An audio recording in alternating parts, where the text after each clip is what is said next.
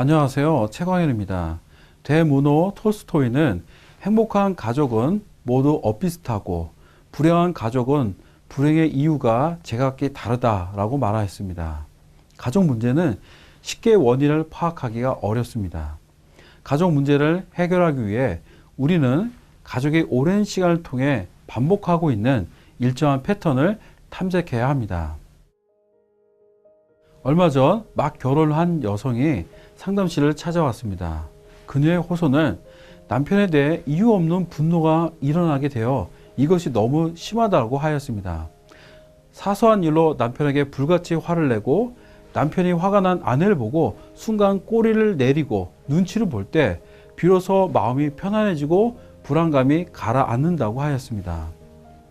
저는 여성의 가족관계의 패턴을 찾아내려고 어린 시절의 부모와의 관계를 물었습니다. 그녀에게는 아버지에 대한 엄청난 분노가 있다는 것이 드러났습니다.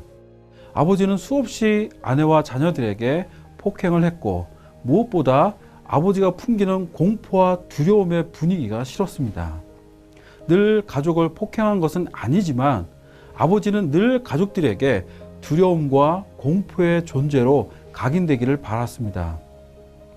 자녀들이 아버지가 퇴근하고 돌아왔을 때 어쩔 줄 모르고 두려움과 공포심으로 전율할 때 아버지는 그런 모습을 보고 마음의 긴장을 풀고 편안함을 느꼈습니다.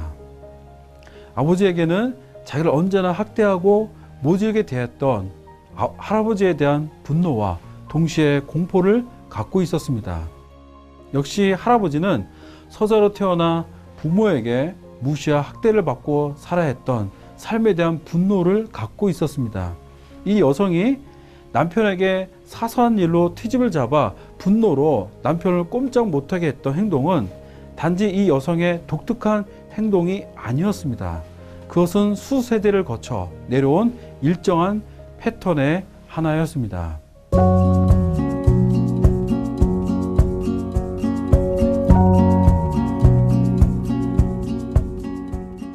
가족관계의 문제는 여러 가지 복합적인 원인들의 집합체입니다. 가족 문제를 해결하기 위해 원인을 찾으려고 헤매기보다는 문제의 상호작용, 즉 패턴을 찾는 것이 훨씬 유용할 때가 있습니다. 무라카미 하루키의 소설 1Q84에 나오는 내용입니다. 어떤 사람이든 사고나 행동에는 반드시 패턴이 있고 그런 패턴이 있으면 거기에 약점이 생기지. 패턴이 없으면 인간은 살아갈 수 없어. 음악에서의 테마 같은 거야. 하지만 그건 동시에 인간의 사고나 행동의 틀을 만들고 자유를 제약해. 우리는 모든 생각과 행동에 일정한 패턴을 갖고 있으며 이것은 우리의 사고나 행동을 결정하는 틀이 됩니다. 가족에도 역시 가족 구성원들이 서로 무의식적으로 공유하고 있는 사고와 행동의 패턴이 존재합니다. 가족관계의 어려움과 부부관계의 어려움은 개인들의 성격과 마음이 서로 맞지 않아서 조금 참지 않아서 성격이 나빠서 발생한 것이 아니라 일정한 패턴에 따라 고통스러운 결혼 생활을 반복합니다. 새로운 가족은 백지 상태에서 시작하는 것이 아닙니다. 각 배우자는 새로 시작하는 결혼 생활에 이전 세대의 가족의 문화와 전통을 가져옵니다. 배우자는 자신이 근본적으로 뿌리를 내리고 있는 가족 전통과 문화로부터 자유로울 수 없습니다. 한 가족의 역기능, 주고받음의 불균형, 가족관계의 착취와 왜곡, 학대와 방임, 중독, 폭력 등은 겉보기에는 현재적인 것이지만 이러한 관계 패턴은 이미 수세대를 거쳐 진행되고 있는 악순환의 패턴입니다. 가족관계 안에 있는 과거에 불행했던 경험들을 관계 패턴의 틀 속에서 볼 때 단순히 가해자, 피해자의 도식이 아닌 순환하는 관계의 도식으로 보게 됩니다. 대부분의 가족의 상처와 불의는 세대에서 세대로 전달이 됩니다. 마치 건물의 회전문을 통과하듯이 가족은 세대 전수를 통해 비슷한 삶을 살아갈 수 있습니다. 여성은 자신의 행동은 단지 충동적인 일시적인 행동이 아닌 수세대를 통해 걸쳐온 가족의 패턴의 일부라는 사실을 알게 되면서 변화가 찾아왔습니다.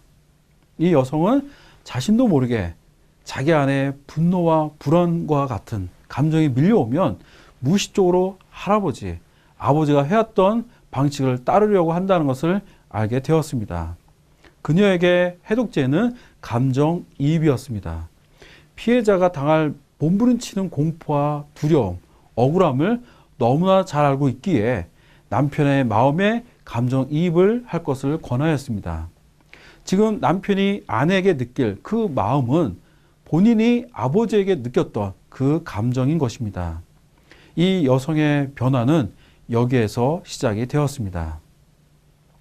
우리가 인정하든 인정하지 않던 간에 가족의 문제도 일정하게 반복합니다. 가족 안에서 아픔과 갈등이 발생했던 당사자들에게 가족의 역사는 수치스럽고 아프고 기억하고 싶지 않은 삶의 일부분이 될 것입니다. 하지만 부인한다고 억지로 밀어낸다고 여기에서 자유로울 수는 없습니다. 오히려 더 그 불행했던 가족의 역사에 더 얽매일 수 있습니다. 우리가 역사를 기억해야 하는 이유는 다시는 반복되지 않기 위함입니다. 그것이 자랑스러운 것이기 때문이 아닌 거죠. 과거는 과거일 뿐이라고 말할 수 있기 위해서는 과거를 알고 기억해야 합니다. 감사합니다.